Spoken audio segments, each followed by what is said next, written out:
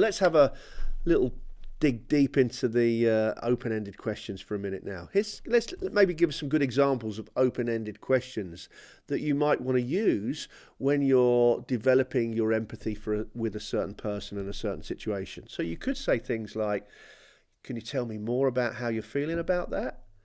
Now, this question shows that you're interested in the other person's experience and want to understand their emotions and perspective in more depth.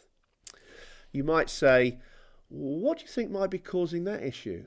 A question like that encourages the other person to reflect on a situation and consider possible causes, which can help them feel more empowered to find a solution.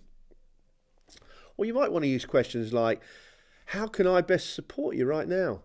This question shows that you're willing to help and want to be a supportive presence in the other person's life, while also giving them the opportunity to express their needs and preferences.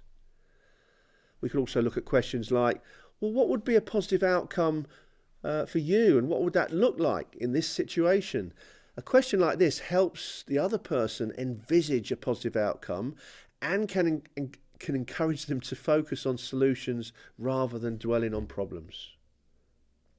Maybe we could try something like, well, what have you tried so far and what's been successful or what hasn't worked?